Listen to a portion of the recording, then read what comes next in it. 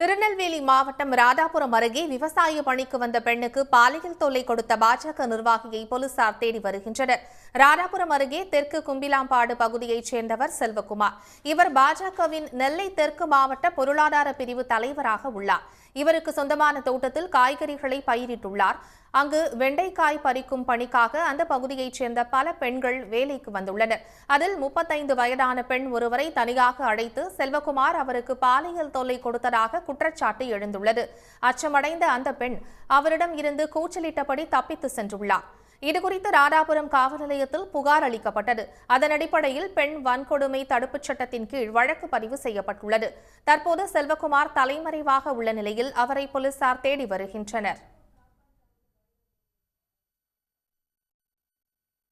உடனுக்குடன் செய்திகளை தெரிந்து கொள்ள சன் நியூஸ் பெல் ஐகானை கிளிக் பண்ணுங்க.